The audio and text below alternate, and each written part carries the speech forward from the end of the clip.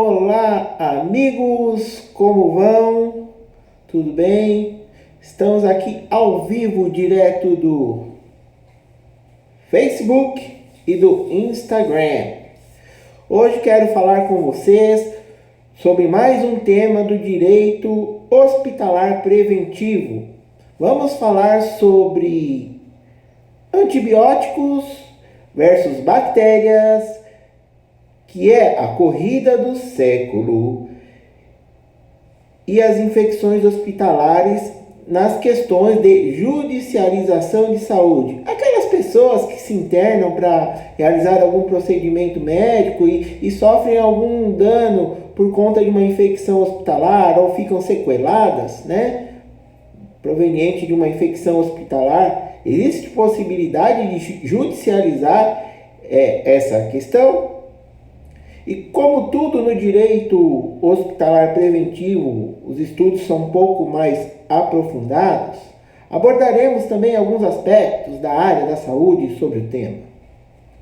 Então, como se sabe, os antibióticos estão realmente e infelizmente perdendo para as bactérias.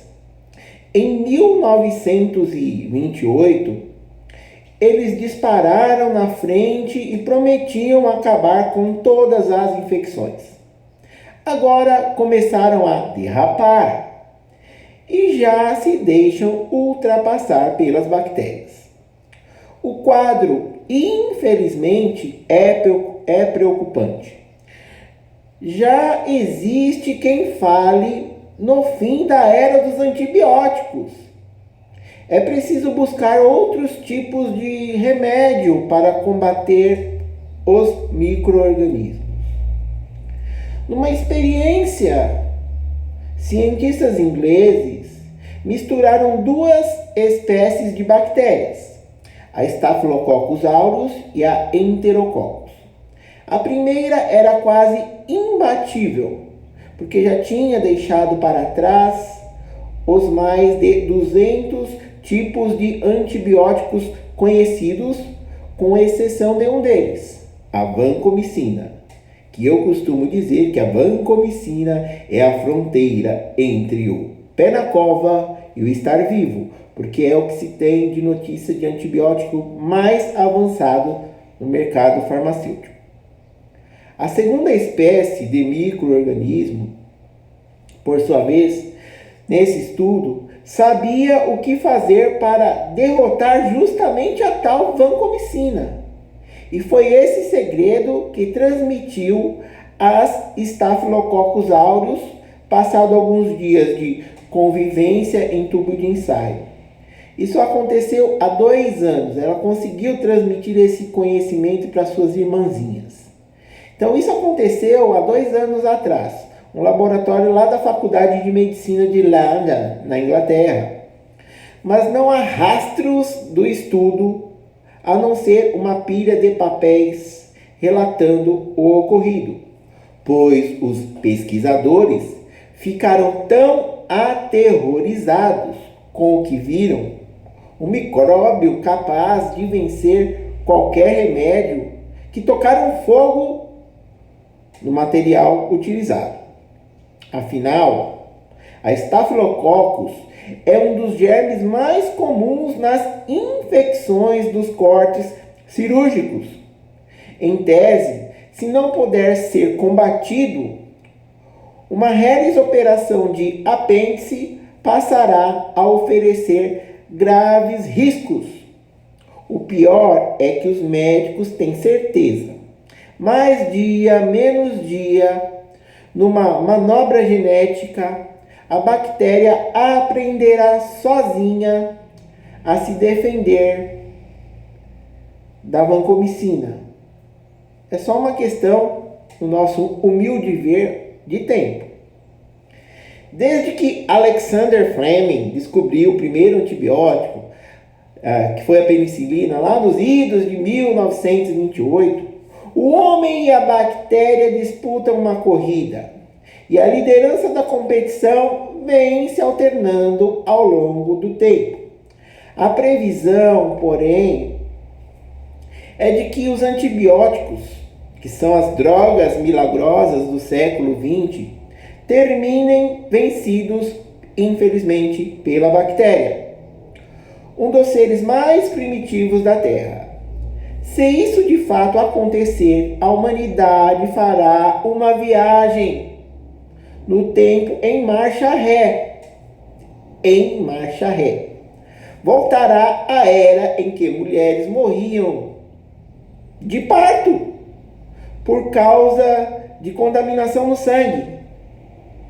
Quando uma simples infecção de ouvido infantil podia se metamorfosear numa terrível meningite, e que pequenos cortes, às vezes, provocavam até complicações fatais. Ninguém imaginaria um cenário tão funesto, pelo menos há pouco mais de 10 anos.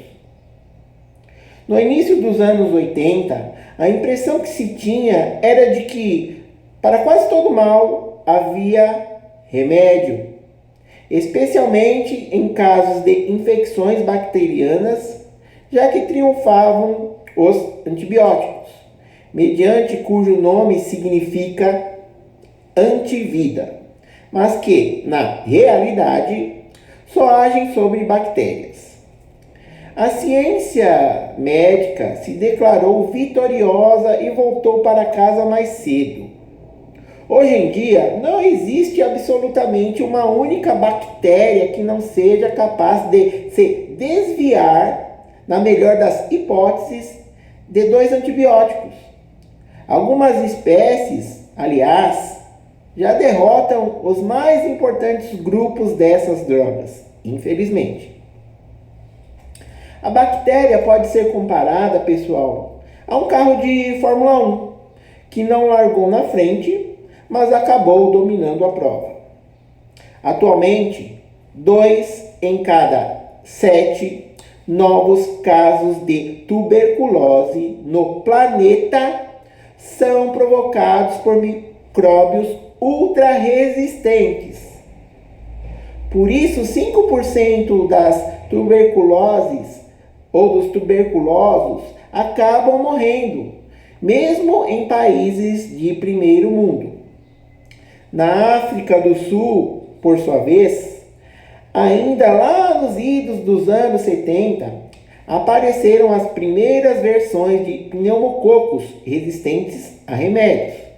Essas bactérias geralmente estão envolvidas nas inflamações de ouvido que acometem as crianças e nas meningites. Pois bem, nos primeiros anos 80, as pneumococos resistentes chegaram à Europa e pouco depois desembarcaram nos Estados Unidos. Segundo o Centro de Controle de Prevenção de Doenças, CDC, deste país, só no ano passado, 13.300 americanos morreram em hospitais vitimados por essa espécie de bactéria imbatível. Os germes resistentes se espalham por toda a Terra, em menor ou maior prazo. Infelizmente. A situação, ela é muito séria, ela é muito grave. Ironicamente, o fenômeno da resistência é provocada pelo próprio antibiótico.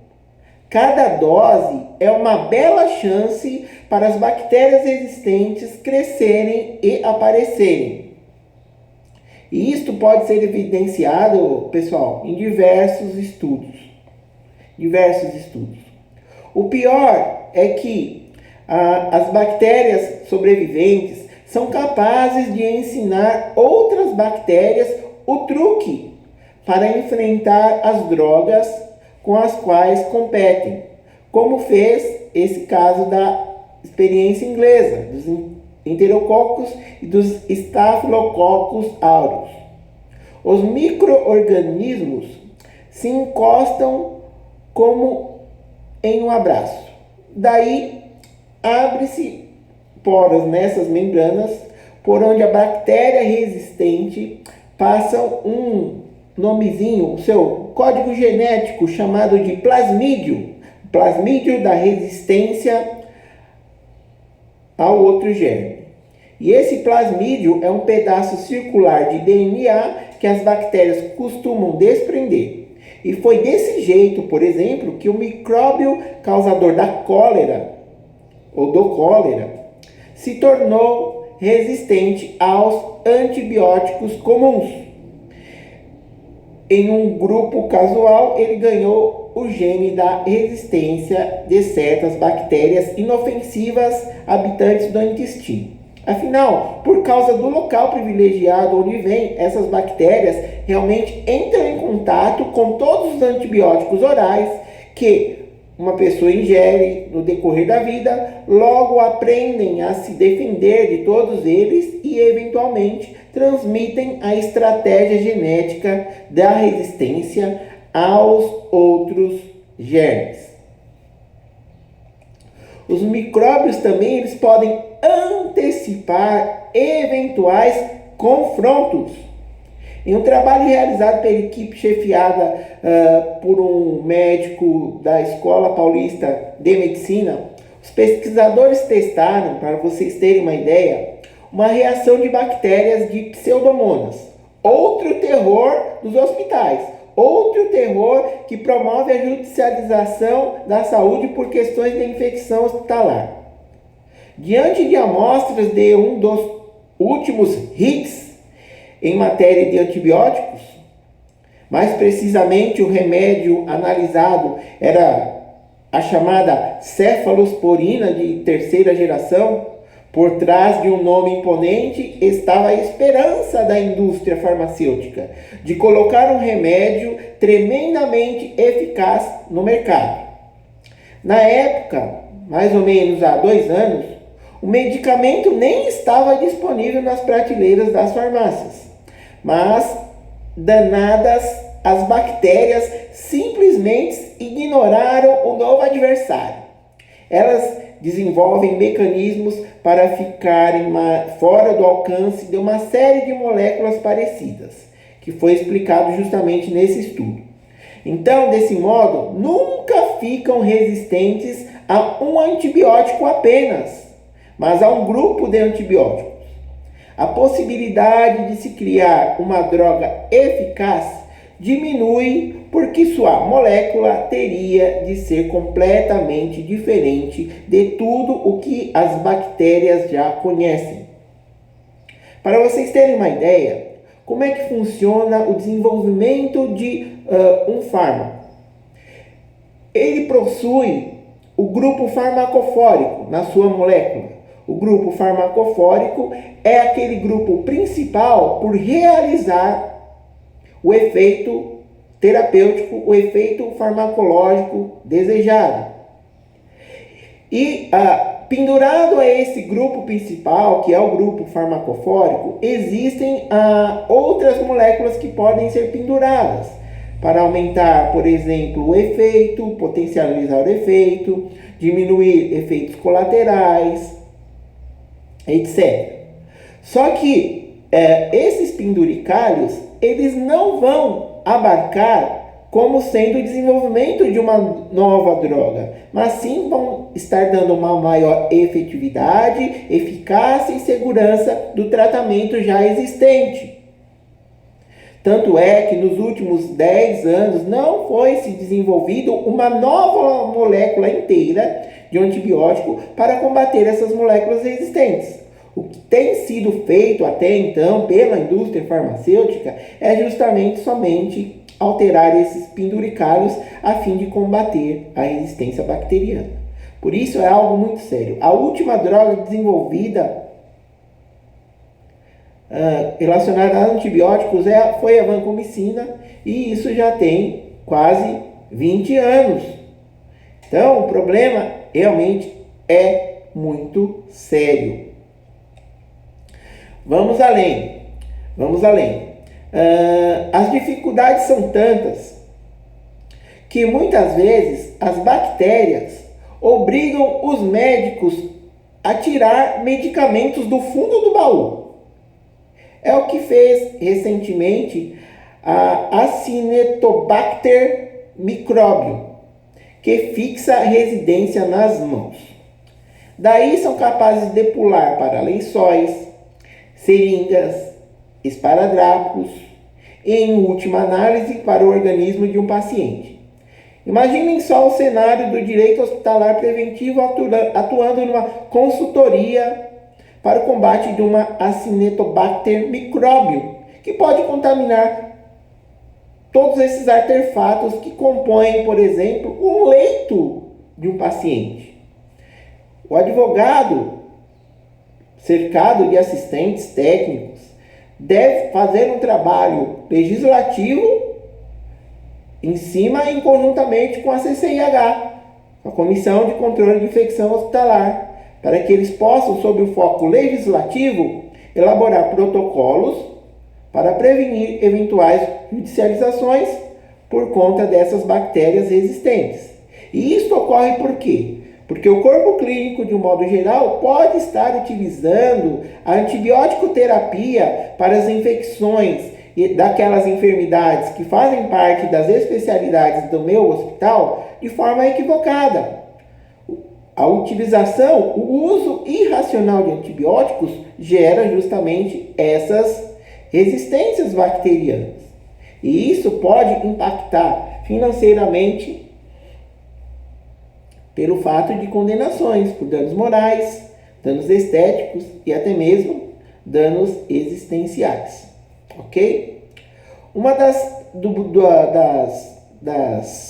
situações que ocorrem desde 1989, antes de se receitarem algum dos antibióticos presentes numa lista de 18 dessas drogas, os mais caros e mais potentes, os médicos do hospital, de um hospital que foi feito um relacionado estudo, 17,5% das receitas foram recusadas por serem inadequadas, ou seja, o médico prescreveu um antibiótico que já não prestava para nada.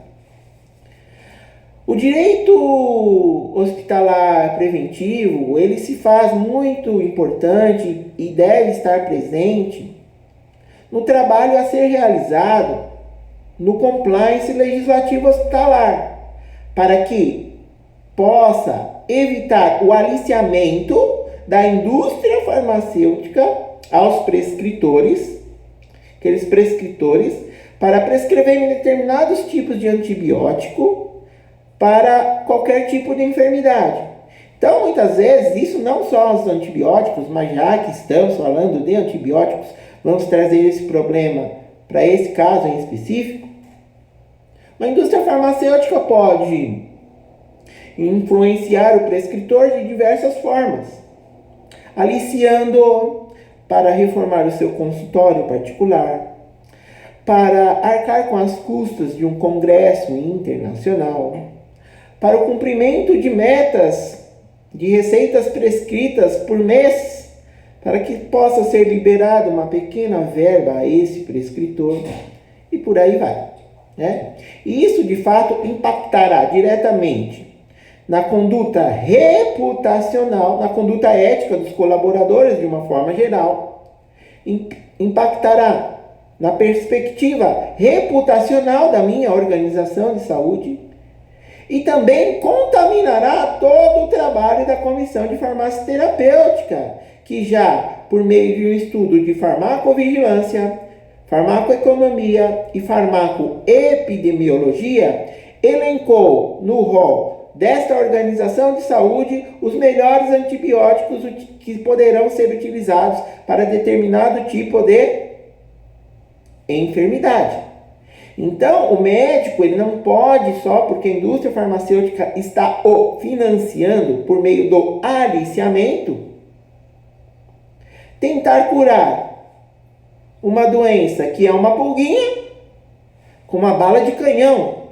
Vamos prescrever uma vancomicina, que é uma bala de canhão, para matar aquela pneumonia nosocomial leve, que seria uma pulguinha. Isso poderia ser tratado com outro tipo de antibiótico mais barato para a instituição e também não geraria essas questões de infecções bacterianas.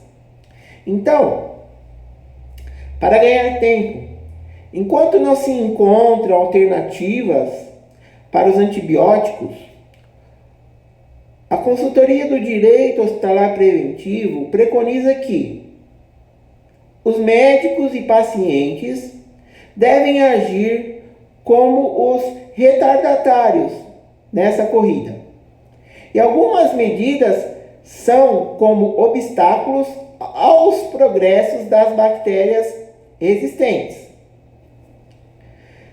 Não se deixar encantar pelo último lançamento do mercado farmacêutico é uma dessas ferramentas.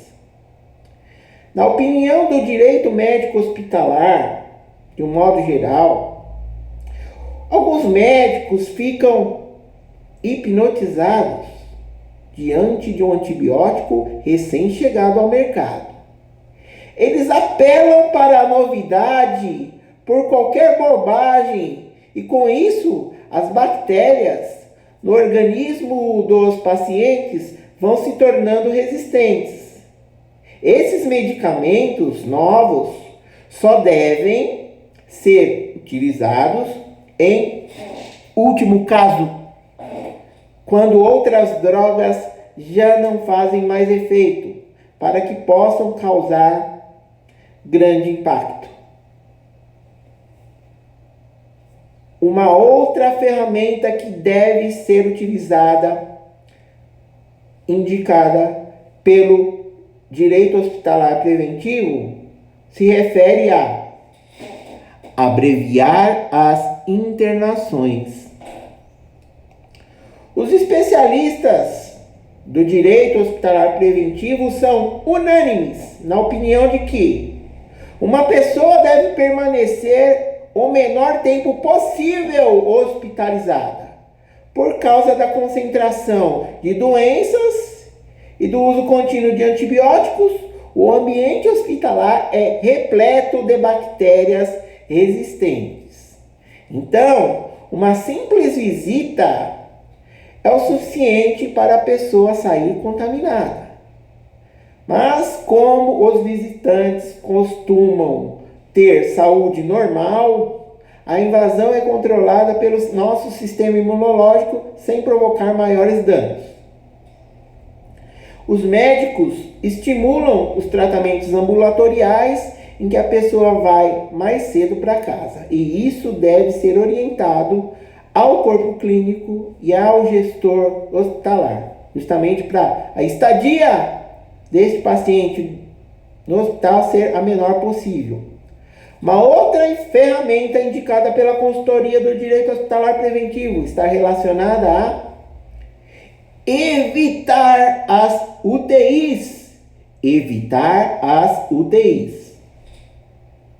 As chamadas unidades de terapias intensivas são os maiores, se não o maior foco de bactérias resistentes.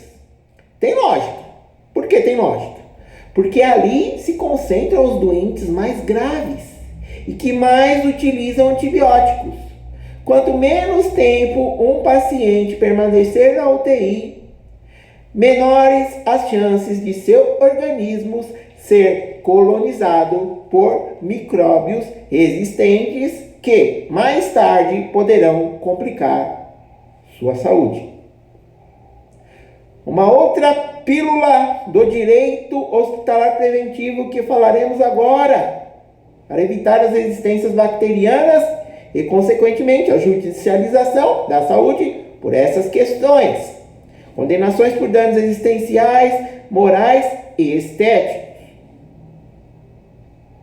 Fugir de cirurgias e até mesmo de agulhas. Do corte de uma cirurgia a um soro no braço, passando pelo uso de catéteres, todos são procedimentos médicos que perfuram uma das mais poderosas defesas do organismo humano, a pele. Abre abre-se uma tremenda brecha para os germes resistentes caírem na corrente sanguínea. Além disso, há indícios de que os germes resistentes têm mais facilidade para se fixarem em equipamentos como agulhas e catéteres. Uma outra ferramenta que deve ser utilizada pelo direito hospitalar preventivo junto às organizações de saúde: acabar com o mau uso dos antibióticos. Acabar com o mau uso dos antibióticos. As pessoas ainda insistem em tomar antibióticos para a gripe, que é uma doença provocada por um vírus. Não vai ter cura. Eles confundem. A automedicação é algo muito sério. Ora, nós sabemos que antibióticos matam bactérias e não vírus. Então, o paciente ele deve ainda informar ao médico o nome de outros medicamentos que eventualmente esteja tomando. Porque algumas substâncias, como por exemplo o ácido acetil salicílico, da popular conhecida como aspirina, podem diminuir os efeitos dos antibióticos, dando a chance à resistência das bactérias. Vem comigo, mais uma pílula do conhecimento. Deve-se levar em conta as bactérias de cada paciente. Deve-se levar em conta as bactérias de cada paciente? Claro, a medida está longe da realidade brasileira, mas mostrou ser um sucesso, por exemplo, na Dinamarca, pois apenas 0,2% de índice de infecção hospitalar ocorreu lá. Mal entra no hospital um paciente dinamarquês, mal entra no hospital, ele é submetido a um exame do muco do nariz, igual o que é feito por exame da Covid-19, por RT-PCR, fio cotonetão lá no nariz do indivíduo e faz o suave. Assim, lá na Dinamarca, verifica-se se existem bactérias resistentes transmissíveis pelo ar. Caso haja, o paciente é mantido em isolamento, por menos grave que seja o seu problema. Nossa, países escandinavos é outro nível, outra coisa, né? Vamos falar um pouquinho agora, e já estamos caminhando para o nosso final de bate-papo, de explosões e sabotagens. Explosões e sabotagens. Alô, galera do Facebook, muito obrigado pela presença. Alô, meus amigos do Instagram. Sejam bem-vindos e continuem conosco. Explosões e sabotagens. Os remédios antimicrobianos têm duas estratégias para vencer os adversários: as armas que destroçam. Certos antibióticos, como a penicilina, são os mais rápidos, chamados bactericidas. Suas moléculas vão derretendo as paredes das bactérias até se tornarem finíssimas. Ocorre que, momentos antes de se dividirem, os germes começam a fazer cópias de suas proteínas, e daí o seu volume interno aumenta. Então, a membrana não suporta e o micróbio explode. Temos também as armas que paralisam. Alguns antibióticos atuam diretamente no chamado DNA transportador, estrutura que monta as moléculas que uma célula bacteriana precisa para viver. Induzidos pela droga, esses DNAs começam a fabricar peças defeituosas. Os vícios redibitórios não é o suficiente para a bactéria morrer, mas, ao menos com isso, ela não consegue se reproduzir. Fica a estatística: Daí o nome dessa família de remédios, os bacteriostáticos, até morrer de velhice ou ser aniquilada por células imunológicas, como por exemplo o lixeiro humano, o lixeiro imunológico humano, que é conhecido como os macrófagos, vem comendo tudo.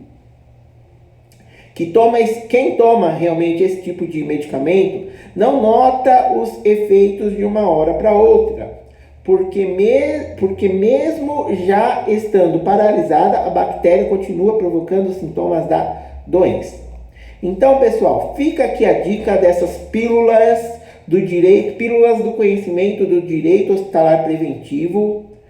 Uma consultoria que pode ser realizada numa organização de saúde para o combate da judicialização de infecções hospitalares que podem levar ao impacto financeiro da minha instituição, bem como a condenação dos prescritores que são aliciados pela indústria farmacêutica para prescreverem medicamentos que muitas vezes poderiam ser utilizados outros mais baratos e com a mesma eficácia quanto aquele medicamento de lançamento, tudo por conta de uma reforma de um consultório, de um pagamento por um congresso internacional para se atingir metas. Então, o direito hospitalar preventivo, ele deve atuar junto ao gerenciamento de risco, com todas essas pílulas do conhecimento que fornecemos para vocês, e devem atuar também o direito hospitalar preventivo junto ao compliance legislativo hospitalar para se elevar as características reputacionais da minha organização